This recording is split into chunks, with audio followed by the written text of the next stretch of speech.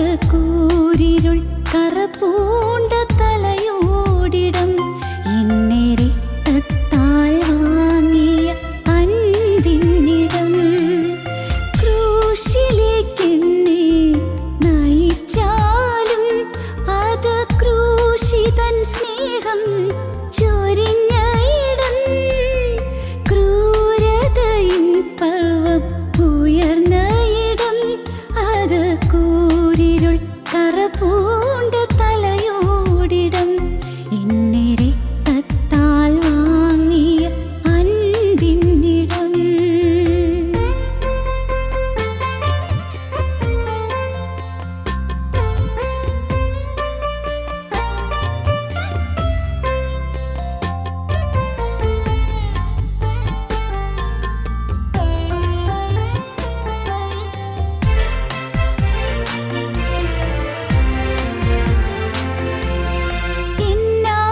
എന്നാത്മനൊമ്പരം തീർന്ന ഇടം അത് എൻ പാപപാശങ്ങൾ അഴിഞ്ഞ ഇടം എൻ ഭാവി സർവവും നീത ഇടം അത് എൻ തോഴനേശുവിൽ ചേർന്ന ഇടം ആ തൻ ജീവനിൽ പകർന്ന ഇടം എന്നാത്മനൊമ്പരം തീർന്ന ഇടം അത് എൻ പാപപാശങ്ങൾ അഴിഞ്ഞ ഇടം എൻ ഭാവി സർവവും നീത ഇടം അത് എൻ തോഴനേശുവിൽ ചേർന്ന ഇടം ആ തൻ ജീവനിൽ പകർന്ന ഇടം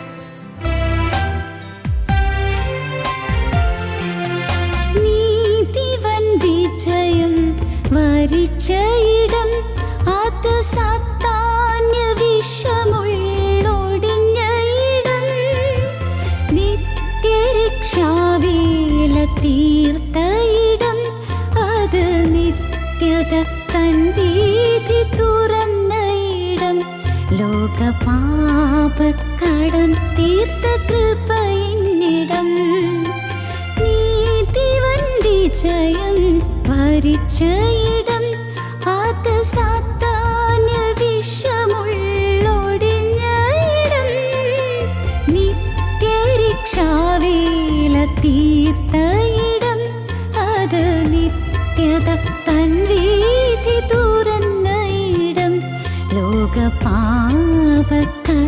തീർത്ത കൃപയിന്നിടം ക്രൂശിലേക്കെന്നെ നയിച്ചാലും അത് ക്രൂശിതൻ സ്നേഹം ചൊരിഞ്ഞ ഇടം ക്രൂരതയിൻ പർവ്വം ഉയർന്ന ഇടം അത് കൂരിരുൾ കറപൂണ്ട തലയോടിടം എന്നെ രക്തത്താൽ വാങ്ങിയ അൻപിന്നിടം ക്രൂശിലേക്കെന്നെ നയിച്ചാലും അത് ക്രൂശിതൻ സ്നേഹം ചൊരിഞ്ഞ ഇടം ക്രൂരതയിൻ പർവ്വം ഉയർന്ന ഇടം അത് കൂരിരുൾ കറപൂണ്ട തലയോടിടം എന്നെ രക്തത്താൽ വാങ്ങിയ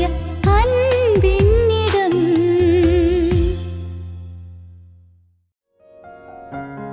ഞങ്ങളും ക്രൂശിക്കപ്പെട്ട ക്രിസ്തുവിനെ പ്രസംഗിക്കുന്നു. ദൈവ തിരുനാമത്തിന് മഹത്വം ഉണ്ടാകട്ടെ. ന്യായാധിപന്മാരുടെ പുസ്തകം 11-ാം അധ്യായം 35-ാം വാക്യം. അവളെ കണ്ട ഉടനെ അവൻ തൻ്റെ വസ്ത്രം കീറി, അയ്യോ എൻ്റെ മകളെ, നീ എൻ്റെ തല കുനിയിച്ചു, നീ എന്നെ വ്യസനിപ്പിക്കുന്നവരുടെ കൂട്ടത്തിലാക്കിയല്ലോ. യഹോവയോട് ഞാൻ പറഞ്ഞുപോയി, എനിക്ക് പിന്മാറിക്കൂടാ. യഹോവയോട് ഞാൻ പറഞ്ഞുപോയി, എനിക്ക് പിന്മാറിക്കൂടാ. ന്യായാധിപനായ ഇബ്താഹ് പറയുന്ന വാക്കാണ്. ഞാനൊരു ഡിസിഷൻ എടുത്തുപോയി, ഞാനൊരു തീരുമാനം എടുത്തുപോയി, ഞാനൊരു വാക്ക് പറഞ്ഞു പോയി.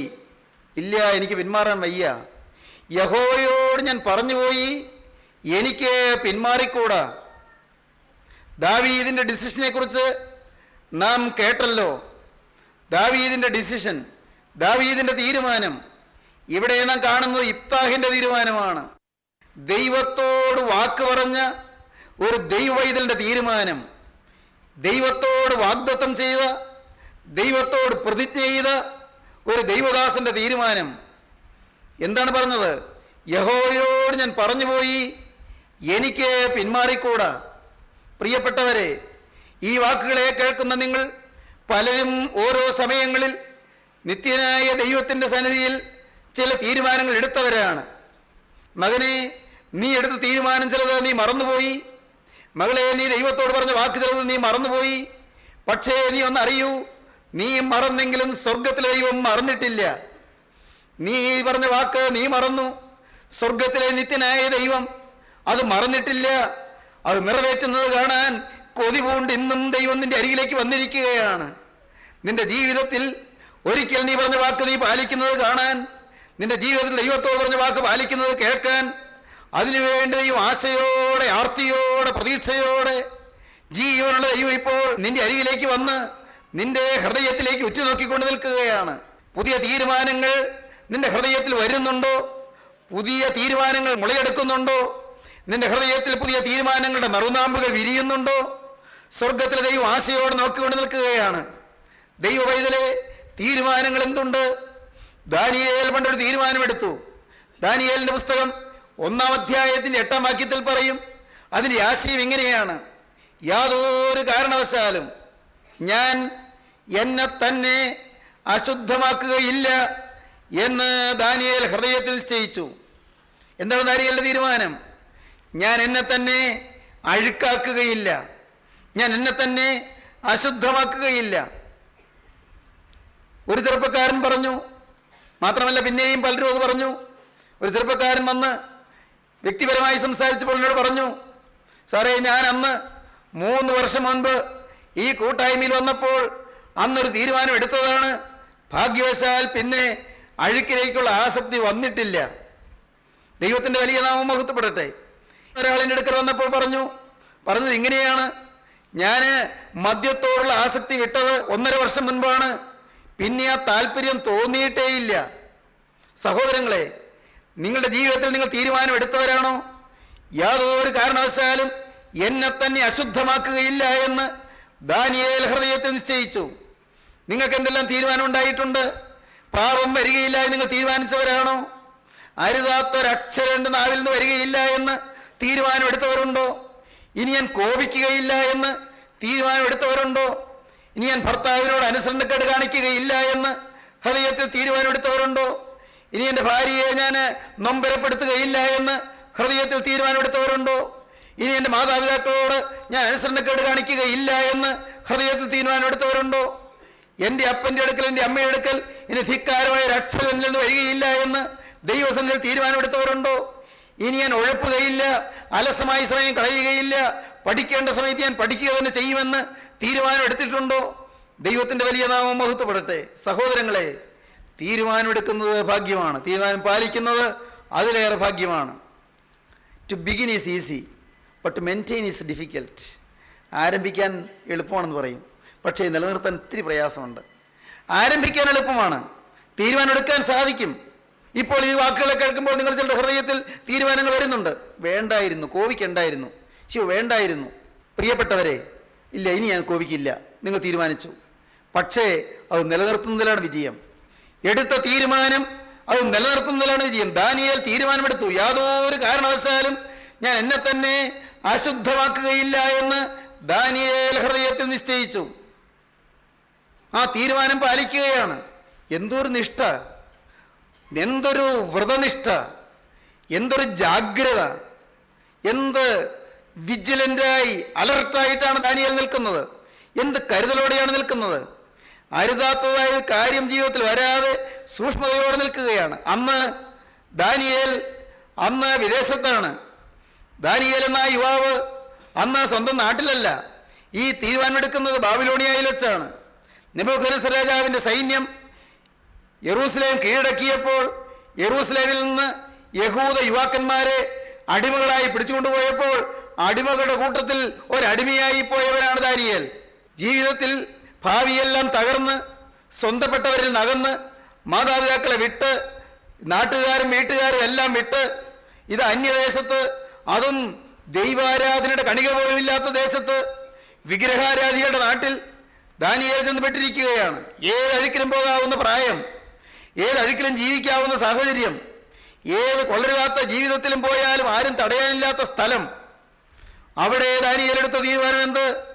എന്നെ സ്നേഹിക്കുന്നൊരു ദൈവമുണ്ട്, എന്നെ കാണുന്നൊരു ദൈവമുണ്ട്, എന്നെ കരുതുന്ന ഒരു ദൈവമുണ്ട്. ആ ദൈവത്തെ ദുഃഖിപ്പിക്കുകയില്ല.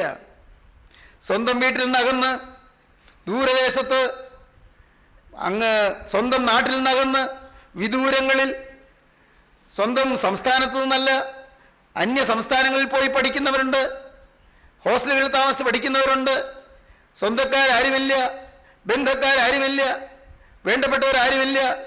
അങ്ങനെ പോയി പാർക്കുമ്പോൾ, പഠിക്കാനോ ജോലിക്കോ അന്യദേശത്ത് പോയി പാർക്കുമ്പോൾ എന്നെ കാണുന്ന ദൈവമുണ്ട്, ഹൃദയം കാണുന്ന ദൈവമുണ്ട്. എൻ്റെ ദൈവം എന്നെ നോക്കി വ്യസനിക്കാൻ ഇടവരരുത്. നിത്യനായ ദൈവത്തിന് മുമ്പിൽ ഞാൻ ഒരു ദിവസം ചെല്ലേണ്ടി വരും. അയ്യോ, എൻ്റെ ജീവിതത്തിൽ കണക്ക് തീർക്കുന്ന ഒരു നാൾ വരും. അവൻ വന്ന് കണക്ക് ചോദിക്കുന്നൊരു സമയം വരും. അന്ന് ഞാൻ ലജ്ജിതനായി നിൽക്കാൻ ഇടവരരുത്. എൻ്റെ കർത്താവേ, യാതൊരു കാരണവശാലും ഞാൻ എന്നെ തന്നെ അശുദ്ധമാക്കുകയില്ല എന്ന് ഒരു തീരുമാനമെടുക്കാൻ അതിന് സാധിച്ചാൽ ഭാഗ്യമാണ് പ്രിയരെ. ദാനിയേൽ അങ്ങനെ തീരുമാനിച്ചു, തീരുമാനം പാലിച്ചു. 1-ാം അധ്യായം 8-ാം വാക്യത്തിൽ ദാനിയേൽ ഹൃദയത്തിൽ തീരുമാനമെടുത്തു എന്ന് നാം വായിച്ചു. 6-ാം അധ്യായത്തിന്റെ ആരംഭത്തിൽ വരുമ്പോൾ കാണും 120 സംസ്ഥാനമുള്ള ദാര്യാവേശ് ചക്രവർത്തിയുടെ പേർഷ്യൻ സാമ്രാജ്യത്തിൽ 120 സംസ്ഥാനങ്ങൾക്ക് 120 ഗവർണേഴ്സ് ഉണ്ട്, ദേശാധിപതികളുണ്ട്. 120 ഗവർണേഴ്സിന്റെ മീതെ 3 പ്രസിഡന്റ്സ് ഉണ്ട്, 3 അധ്യക്ഷന്മാരുണ്ട്. ഈ 3 പ്രസിഡന്റ്മാരിൽ ദാനിയേൽ ഒരുവനായിരുന്നെന്ന് മലയാള വേദ പുസ്തകം. ഇംഗ്ലീഷ് വേദ പുസ്തകം വായിക്കുമ്പോഴോ Daniel was first among the 3. 3 പേരിൽ ദാനിയേൽ ഒന്നാമനായിരുന്നു. 3 പേരിൽ ദാനിയേൽ ഒന്നാമനായിരുന്നു. സഹോദരങ്ങളെ, ഈ അടിമയുവാവ് വളർന്ന് എവിടം വരെ എത്തി? ഏറ്റവും ഉന്നത സ്ഥാനത്തെത്തി. നിസ്സാരതയിൽ നിന്ന് ദൈവം പൊക്കി. എന്തുകൊണ്ട്? അവൻ ദൈവത്തോട് പറഞ്ഞ വാക്കവൻ പാലിക്കുന്നു. ദാനിയേൽ ഹൃദയത്തിൽ നിശ്ചയിച്ചു, യാതൊരു കാരണവശാലും ഞാൻ എന്നെ തന്നെ അശുദ്ധമാക്കുകയില്ല എന്ന്. ദാവീദ് ചില തീരുമാനങ്ങൾ എടുത്തതായി നാം കണ്ടു. ദാവീദ് ഡിസിഷൻസ് എടുത്തു, ദാനിയേൽ ഡിസിഷൻ എടുത്തു. ഇവിടെ ഇതാ ഇഫ്താഹ് ഡിസിഷൻ എടുക്കുന്നു. എന്താണ് ഇഫ്താഹിന്റെ ഡിസിഷൻ? യഹോവയോട് ഞാൻ പറഞ്ഞു പോയി, എനിക്ക് പിന്മാറിക്കൂടാ. എൻ്റെ ജീവിതത്തിൽ വ്യക്തമായൊരു തീരുമാനം ഞാൻ എടുത്തതാണ്. ഒരു നേർച്ച ഞാൻ നേർന്നതാണ്. വ്യക്തമായൊരു നേർച്ചയാണ്. നേർച്ച എന്ന സാങ്കേതികമായ അർത്ഥത്തിലല്ല ഞാൻ പറയുന്നത്.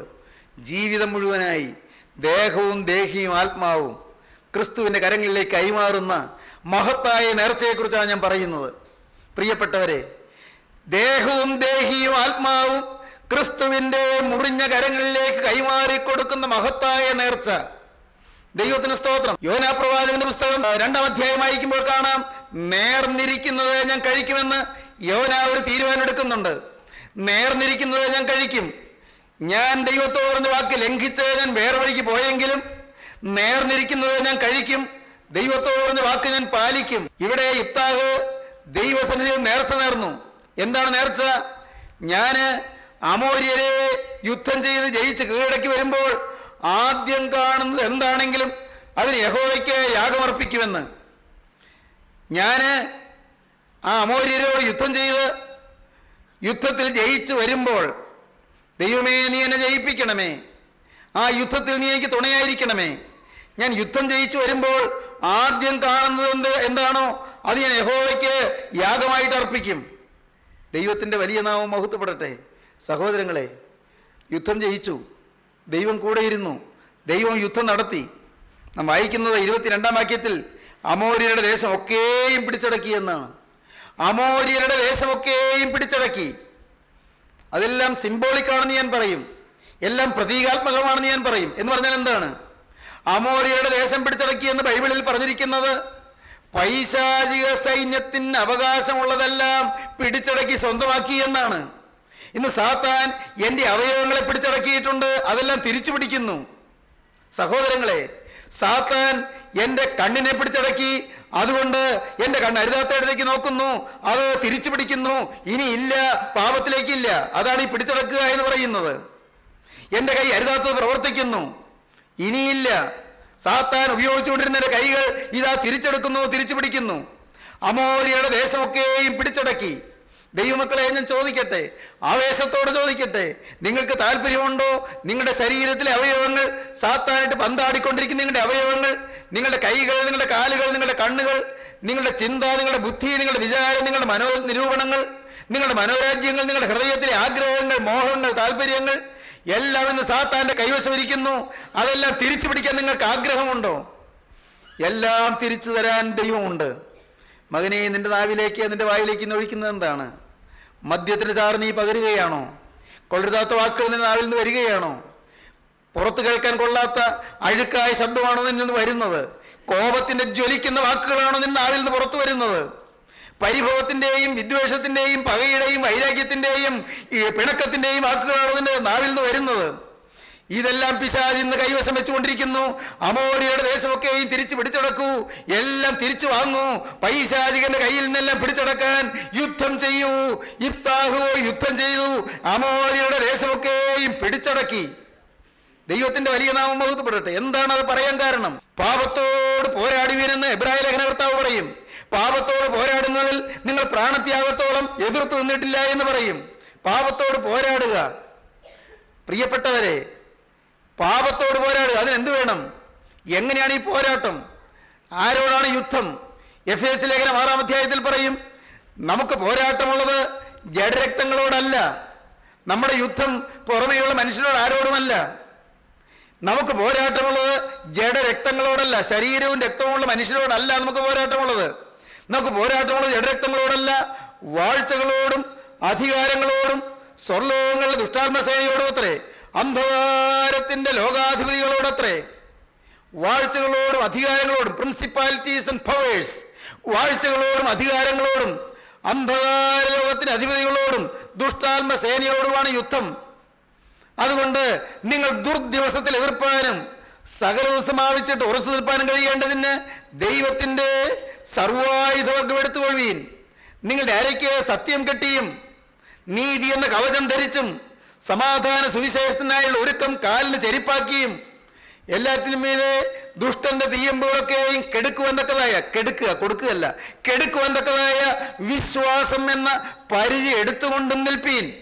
രക്ഷ എന്ന ശിരസ്ത്രവും ദൈവവചനം എന്ന ആത്മാവിന്റെ വാളും കൈക്കൊള്ളുവീൻ. ഏത് പ്രാർത്ഥനയായും യാചനയായും ആത്മാവിൽ പ്രാർത്ഥിച്ചും ജാഗരിച്ചും കൊണ്ട് സകല വിശുദ്ധന്മാർക്കും എനിക്കും വേണ്ടി പ്രാർത്ഥനയിൽ പൂർണ്ണ സ്ഥിരത കാണിപ്പീൻ.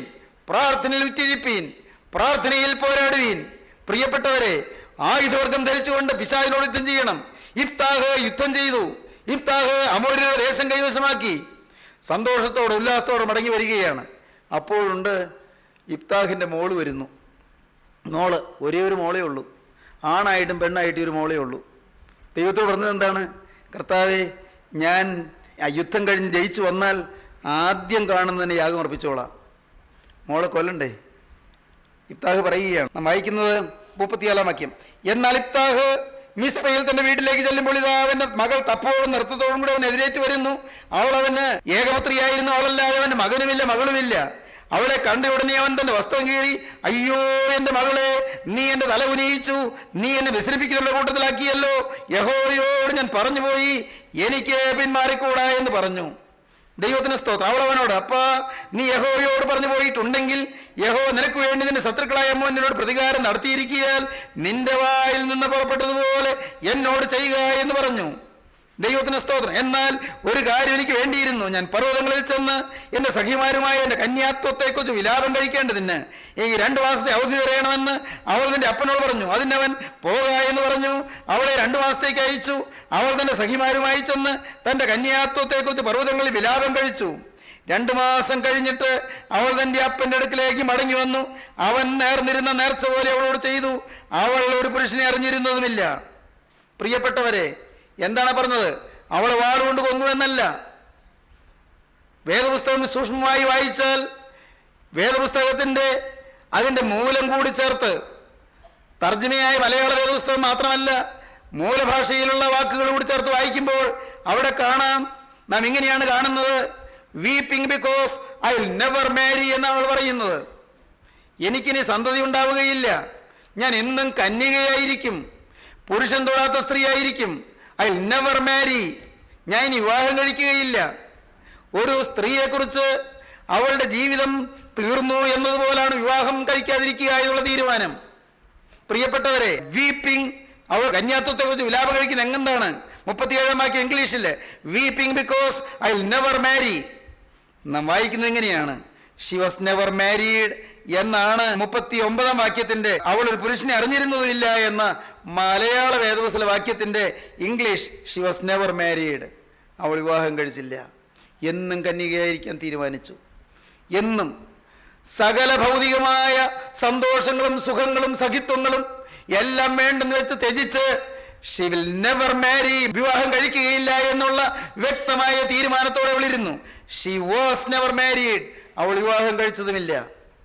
പ്രിയപ്പെട്ടവരെ, അതിൻ്റെ ശരിയിലേക്കും തെറ്റിലേക്കും നോക്കാനല്ല ഞാൻ ഇപ്പോൾ നിങ്ങളുടെ ശ്രദ്ധയെ ക്ഷണിക്കുന്നത്. ഒരു ഗൗരവമേറിയ കാര്യങ്ങളുടെ ശ്രദ്ധയിൽ കൊണ്ടുവരാനാണ്. ഇബ്താഹ് പറഞ്ഞു, യഹോവയോട് ഞാൻ പറഞ്ഞു പോയി, എനിക്ക് പിന്മാറിക്കൂടാ. കുറേയേറെ വർഷം മുൻപ് ഒരു യുവാവ് മെഡിസിനെ പഠിച്ചുകൊണ്ടിരിക്കുമ്പോൾ ആ ചെറുപ്പക്കാരനെ കാണാൻ വന്നു.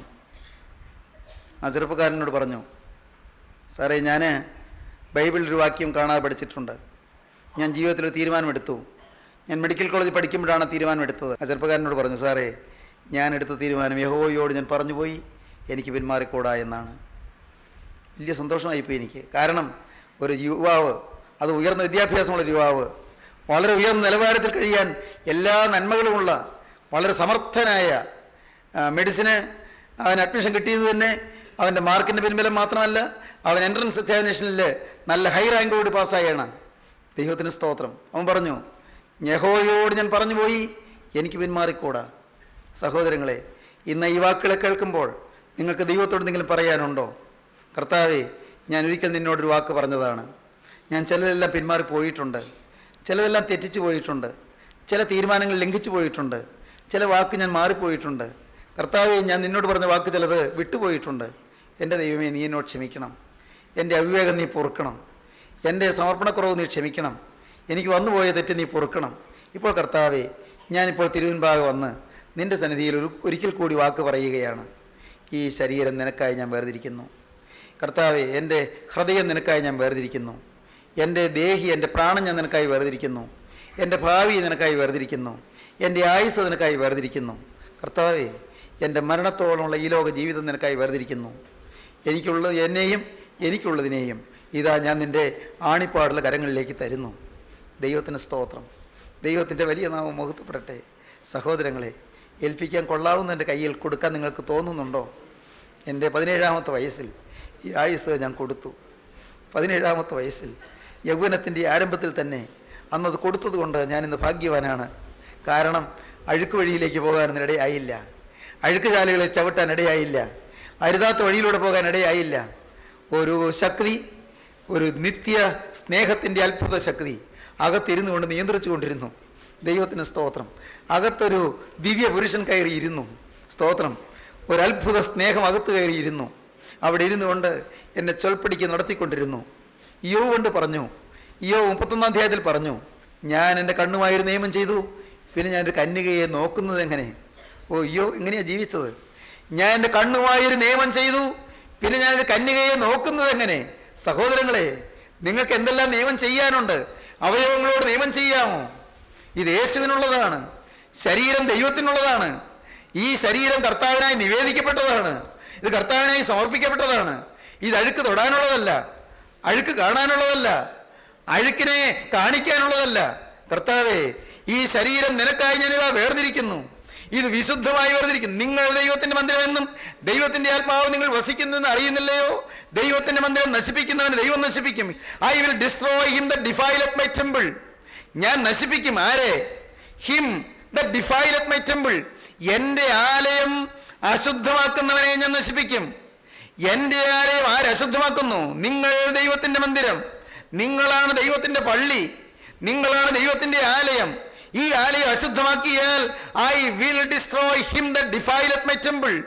എന്റെ ആലയം അശുദ്ധമാക്കുന്നവനെ ഞാൻ നശിപ്പിക്കും. സഹോദരങ്ങളെ, ശരീരം ദൈവത്തിന് കൊടുപ്പാൻ നിങ്ങൾക്ക് തോന്നുന്നുണ്ടോ? ദൈവം പ്രസാദിക്കാത്തതൊന്നും എൻ്റെ ഈ ത്വക്കിൽ തൊടുകയില്ല. ദൈവം പ്രസാദിക്കാത്തതൊന്നും എൻ്റെ ഈ ശരീരത്തെ രോമകൂപത്തിൽ വരികയില്ല. ദൈവം പ്രസാദിക്കാത്തതൊന്നും എൻ്റെ ഈ ശരീരത്തിനുള്ളിലെ ഹൃദയത്തിലോ എൻ്റെ മനസ്സിലോ എൻ്റെ ചിന്തയിലോ എൻ്റെ വിചാരത്തിലോ എൻ്റെ വികാരത്തിലോ എൻ്റെ താല്പര്യത്തിലോ എൻ്റെ തോന്നലിലോ എൻ്റെ മനോരാജ്യത്തിലോ എൻ്റെ നിരൂപണത്തിലോ അടുക്കുകയില്ല. ഹല്ലേലൂയ. ആർക്കെല്ലാം തീരുമാനമെടുക്കാൻ തോന്നുന്നുണ്ട്? ആർക്കെല്ലാം ദൈവത്തോട് വാക്ക് പറയാൻ തോന്നുന്നുണ്ട്? ആർക്കെല്ലാം കർത്താവിന്റെ കരങ്ങളിലേക്ക് തങ്ങളെ ഏൽപ്പിക്കാൻ തോന്നുന്നുണ്ട്? ഇത് യഹോവയ്ക്ക് വിശുദ്ധമെന്ന്. ഹല്ലേലൂയ. ആർക്കെല്ലാം തീരുമാനമെടുക്കാൻ പറ്റുന്നുണ്ട്? ഇത് യഹോവയ്ക്ക് വിശുദ്ധം. ദൈവത്തിന് സ്തോത്രം. ഒരു നെറ്റിപ്പട്ടം കെട്ടാമോ പ്രിയരെ? നെറ്റിപ്പട്ടം. ഇത് യഹോവയ്ക്ക് വിശുദ്ധം. അങ്ങനെയാണ് വേദപുസ്തകം പറയുന്നത്. ഇത് യഹോവയ്ക്ക് വിശുദ്ധം. ഞാൻ വിശുദ്ധനായാൽ നിങ്ങളും വിശുദ്ധരായിരിപ്പീൻ. യഹോവയ്ക്ക് വിശുദ്ധമെന്ന് ഇന്ന് നിങ്ങളൊരു തീരുമാനം എടുക്കുമെങ്കിൽ നിങ്ങളിൽ ഊന്നി നിന്നുകൊണ്ട് ദൈവം ദേശങ്ങളെ ഇളക്കും. നിങ്ങളിൽ നിന്നുകൊണ്ട് ദൈവം കുടുംബങ്ങളെ അനുഗ്രഹിക്കും. നിങ്ങളിൽ നിന്നുകൊണ്ട് ദൈവം തലമുറകളെ അനുഗ്രഹിക്കും. നിങ്ങൾ ഊന്നി നിന്നുകൊണ്ട് ദൈവം നിങ്ങൾ ചവിട്ടി നിന്നുകൊണ്ട് ദേശങ്ങളെ വിശുദ്ധീകരിക്കും. എന്റെ നാമം വിളിക്കപ്പെട്ടിരിക്കുന്ന എന്റെ ജനം തങ്ങളെ തന്നെ താഴ്ത്തി പ്രാർത്ഥിച്ച് എന്റെ മുഖം അന്വേഷിച്ച് തങ്ങളുടെ ദുർമാർഗങ്ങളെ വിട്ട് തിരിയുന്നുവെങ്കിൽ ഞാൻ സ്വർഗത്തിൽ നിന്ന് കേട്ട് അവരുടെ പാപം ക്ഷമിച്ച് അവരുടെ ദേശത്തിന് സൗഖ്യം വരുത്തി കൊടുക്കും. ദേശത്തിന് സൗഖ്യം വേണോ? മകനെ, നിന്നെ തന്നെ വിശുദ്ധീകരിക്കുക. മകളെ, നിന്നെ തന്നെ വിശുദ്ധീകരിക്കുക. ഇത് യഹോവയ്ക്ക് വിശുദ്ധം. നിന്റെ പിറകിൽ ഒന്നുകൂടി എഴുതണം. എന്താണ് എഴുതേണ്ടത്? Fool for Christ sake. FFCS, ഒരു പുതിയ ഡിഗ്രി. BA MA ഒന്നുമല്ല, PhD അല്ല, വേറെ ഡിഗ്രി. FFCS. അതെന്ത് ഡിഗ്രിയാ? Fool for Christ sake. ഹല്ലേലൂയ. ദൈവത്തിന് സ്തോത്രം. ഞാൻ നിർത്തട്ടെ. Fool for Christ sake. ക്രിസ്തു നിമിത്തം ഭോഷൻ. ക്രിസ്തു നിമിത്തം ഭോഷൻ. ക്രിസ്തുവിന്റെ നാമത്തിൽ ഇതാ ഒരു മണ്ടൻ. ഹല്ലേലൂയ. ദൈവത്തിന് സ്തോത്രം. പേരും പെരുമയും എല്ലാം കിട്ടിയിട്ടും എല്ലാം വലിച്ചെറിഞ്ഞിട്ട് യേശുവിന്റെ ദാസനാകാൻ, യേശുവിന്റെ വേല ചെയ്യാനും താല്പര്യപ്പെട്ടവൻ ലോകം നോക്കുമ്പോൾ ഭോഷത്വം, എന്നാൽ സ്വർഗം നോക്കുമ്പോഴോ മഹാസമ്പന്നൻ. ദൈവത്തിന് സ്തോത്രം. ആർക്ക് വേണം ഈ മഹാഭാഗ്യം? തങ്ങളെ തന്നെ വിശുദ്ധീകരിക്കാൻ തീരുമാനമെടുക്കുമോ? ഒന്ന് സെലക്ഷൻ, രണ്ട് ഡിസിഷൻ. ദാവീദിനെ ദൈവം തെരഞ്ഞെടുത്തു. ദാവീദ് ദൈവത്തിൽ തീരുമാനമെടുത്തു. ദാനിയേൽ ദൈവത്തിന്റെ സന്നിധിയിൽ വിശുദ്ധിക്ക് തീരുമാനമെടുത്തു. ഇയ്യോബ് കണ്ണുമായി നിയമം ചെയ്ത് തീരുമാനമെടുത്തു. ഇഫ്താഹ് യഹോവയോട് പറഞ്ഞു പോയി എനിക്ക് പിന്മാറിക്കൂടാ എന്ന് പറഞ്ഞു. ദൈവമക്കളെ, തീരുമാനമെടുക്കുവീൻ. ദൈവകരങ്ങളിലേക്ക് നിങ്ങളെ ഏൽപ്പിപ്പീൻ. ആണിപ്പാടുള്ള കരവല്ലയോ നിങ്ങളുടെ നേരെ നീട്ടിയിരിക്കുന്നത്? തിരുരക്തമരുടെ കരവല്ലയോ നിങ്ങളുടെ നേരെ നീട്ടിയിരിക്കുന്നത്? തൃക്കരത്തിലേക്ക് ഏൽപ്പിച്ചു കൊടുക്കുവീൻ. ആ തൃക്കരം നിങ്ങളുടെ പാപം പേറിയ കരമാണ്. നിങ്ങളുടെ പാപം വഹിച്ച കരമാണ്. നിങ്ങളുടെ എണ്ണിയാൽ തീരാത്ത പാപമെല്ലാം ക്ഷമിക്കുവാനായി ക്രൂസിൽ ഏൽപ്പിക്കപ്പെട്ട കരമാണ്. ആ യേശുവിനെ നിങ്ങൾ കൈക്കൊണ്ടുകൊണ്ട് അവന്റെ കരങ്ങളിലേക്ക് നിങ്ങൾ ഏൽപ്പിച്ചുകൊണ്ട് ഇപ്പോൾ തീരുമാനം പുതുക്കുവീൻ. യേശുവേ, ഇന്നു മുതൽ ഞാൻ നിന്റെ വക. യേശുവോട് പറയുവീൻ. യേശുവേ, ഇന്നു മുതൽ ഞാൻ നിന്റെ വക. യേശുവോട് നിങ്ങൾ ഉറച്ചു പറയുവീൻ. യേശുവേ, ഇന്നു മുതൽ ഞാൻ നിന്റെ വക. കരങ്ങൾ ഉയർത്തിക്കൊണ്ട് പറയുവീൻ. യേശുവേ, ഇന്നു മുതൽ ഞാൻ നിന്റെ വക. യേശുവേ, ഇന്നു മുതൽ ഞാൻ നിന്റെ വക. യേശുവേ, ഇന്നു മുതൽ ഞാൻ നിന്റെ വക. നമുക്ക് പ്രാർത്ഥിക്കാം. കാരുണ്യവാനേ, സ്വർഗീയ പിതാവേ, ഈ മഹത്വമുള്ള സമയത്തിനായി നന്ദിയോടെ സ്തോത്രം. അവർ നിങ്ങളുടെ മധ്യത്തിലുള്ളതിനായി നന്ദിയോടെ സ്തോത്രം. ഓരോരുത്തരെ അരികത്ത് അവർ കെഞ്ചിക്കൊണ്ട് നിൽക്കുന്നതിനായി നന്ദിയോടെ സ്തോത്രം. അവർ തൃക്കരം നീട്ടിക്കൊണ്ട് ഓരോരുത്തരെയും ക്ഷണിക്കുന്നതിനായി നന്ദിയോടെ സ്തോത്രം. എല്ലാവരെയും വാഴ്ത്തണമേ. പാപത്തോട് യാത്ര വഴിയുള്ള കൃപ നൽകണമേ. കുടുംബ സമാധാനം നൽകണമേ. എപ്പോഴവരെ അനുഗ്രഹിക്കണമേ. തിരുനാമം മഹത്വപ്പെടുത്തണമേ. യേശുക്രിസ്തുവിന്റെ അമൂല്യ നാമത്തിൽ തന്നെ. ആമീൻ. ഹല്ലേലൂയ.